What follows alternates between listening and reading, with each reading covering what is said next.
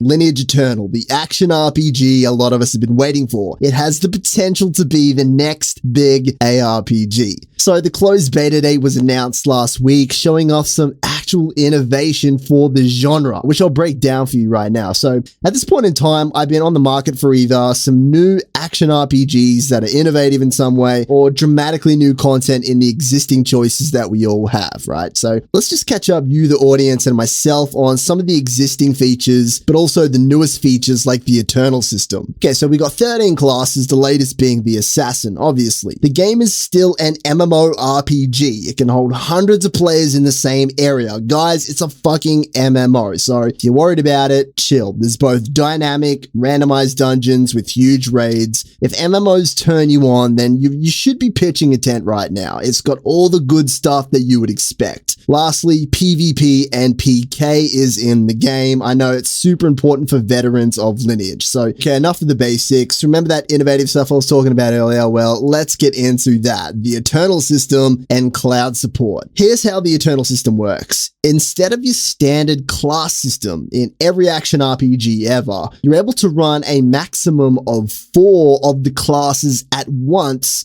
by selection. So in other words, this gives you the opportunity to rotate for different circumstances with different classes. When I first heard this, I was really turned off, to be honest. You know, do I really have to level up 4 classes at once? What if I don't like them? It seems like a lot of work. Just let it soak in for a bit though, and I'll talk about why it's important. The game supports this feature very well, to the point where it feels more like the game is quadrupling customization rather than having you slog through 4 characters. Here's the thing though, the game supports it by giving you team talent points, which allows you to specialize, deepening the gameplay and your playstyle. So maybe focusing on DPS or tanking or however you like to play, it allows you to customize your whole team around this. Now, remember there are 13 classes. You're probably going to like 4, I'm going to guess. Now, I'm authentically hyped about this, guys. So taking the action RPG genre and adding something genuinely new and different, taking a bloody risk like this pushes the genre forward, but it also adds a lot more potential for just having fun for yourself and I. It's a brand new mechanic we haven't seen before within action RPGs. Now, it also feels like a cooler way of throwing back to older RPGs as well, like the classic Final Fantasy games. I don't want to sound like I'm trying to sell this because I'm not. This is something new in a genre that really needs it, to be honest, as a lifetime hack and slash fan. It's got that Baldur's Gate kind of feeling in there somewhere inside of me. Maybe I'm perverting how it will actually play. I'm just glad that it's not a retardation of Diablo 3 or a clone or a remake or an adaptation of what that game is. It does feel unique. So let's talk about one of the latest trailers. It speaks to what appeals to me a lot. An epic line art piece by Kim Jung-ji.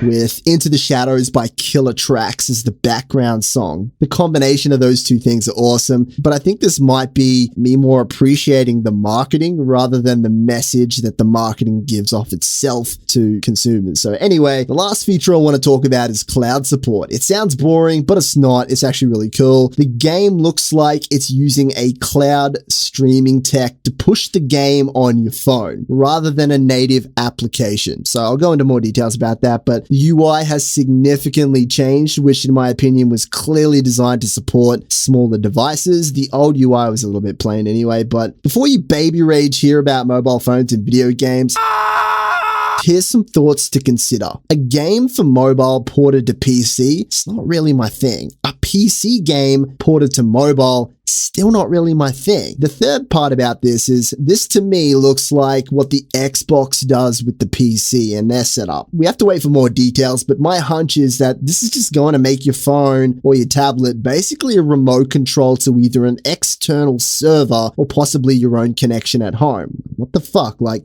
more questions than answers, to be honest. Let's wait and see, but if it is, this feels like the type of innovation that gamers who like mobile gaming can get behind, being able to play PC quality games streaming to your phone. Anyway, friends, I've shared heaps of my own opinions on this, whether you share them or not. Last year, Lineage Eternal took a back seat in my eyes for a new Diablo expansion and Lost Ark. Right now, I couldn't be more stoked about this game. The fact that it's actually climbing towards a release date after years and years is just great news. Please let me know how you feel below and be kind to each other in the comments as well. See you, friends.